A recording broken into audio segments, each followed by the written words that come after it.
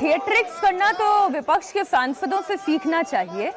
National school of drama इस वक्त संसद भवन परिसर में दिखाई दे रहा था और जब ये तस्वीरें सामने आ रही थी मेरे मन में एक सवाल पैदा हो रहा था।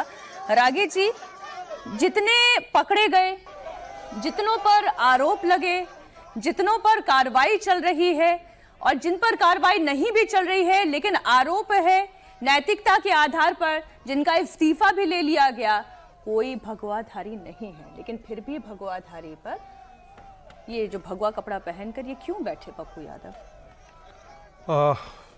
देखिए, कहावत है, सुपवा दूसे तो दूसे चलनिया दूसे जिसमें सहस्त्र छेद।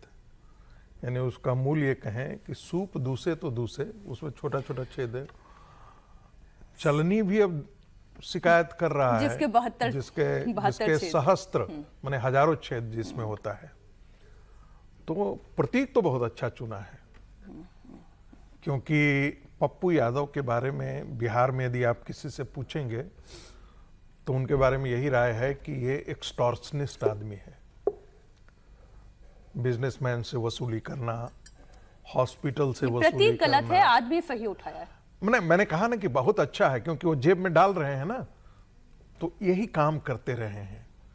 प्रतीक उनका जो चरित्र है वो दबंगई वाला है। दबंगई वो के उसमें पिस्तौल वाला, मतलब जिसे एक्सटॉर्शन कर लेना, धमकी ये करना, जाकर के मारपीट करवा देना, यही उनका चरित्र रहा है। बिहार की राजनीति को जो जानते हैं पप्पू यादव के बारे में, ऐसा ही उनका चरित्र चित्रण यही है।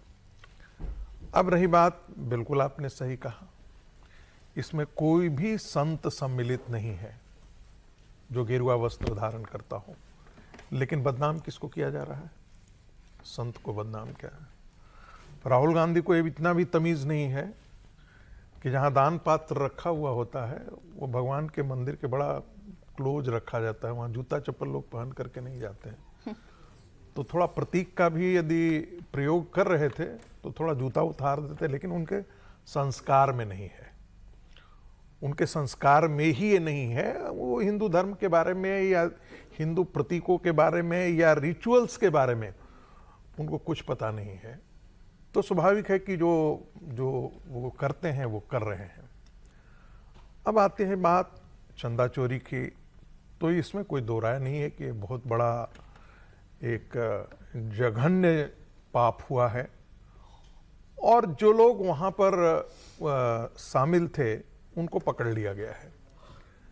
अब कहा जा सकता है कि भाई ट्रस्ट के लोग क्या आंख बंद किए हुए थे, कान बंद किए हुए थे, उनको समझ में नहीं आ रही थी। तो ट्रस्ट के लोगों से बिल्कुल भारी गलती हुई है। क्या ट्रस्ट के लोग इसमें इस कुकर्म में शामिल थे? यह इन्वेस्टिगेशन बिल्कुल होना चाहिए इस पक्ष का, और यदि ऐसा है तो उन्होंने हिंदू समाज का बहुत बड़ा हित किया है। यदि वो नहीं करते आज तो हिंदू समाज को यह दुर्दशा देखने को नहीं मिलती जो सड़कों पर। जिस हिंदू समाज को नरेंद्र मोदी ने इस सीमा पर लाकर के खड़ा किया गया कि सभी कोई वाकई में अपने गौरवबोध, हिंदू होने का गौरवबोध वाकई करना रहा। आपको याद होगा कि जब राम मंदिर का मुद्दा चला था तो एक स्लोगन्स बहुत पॉपुलर हुआ था। वो स्वामी विवेकानंद ने कहा था, गर्व से कहो हम हिंदू हैं। और ये हर के घरों पर लगा हुआ था, गर्व से कहो हम हिंदू हैं। छात्रावासों में होता था, विश्वविद्यालयों में ये स्टिकर चिपका हुआ होता था, गाड़ियों पर ये स्टिकर चिपके हुए होते थे। और वो जो गाड़ियों तक चिपके होते थे, नरेंद्र मोदी ने साक्षात उसका दर्शन कराया। हर जगह भारत की अस्मिता, भारत के सनातन बोध, भारत की संस्कृति, भारत के धर्म।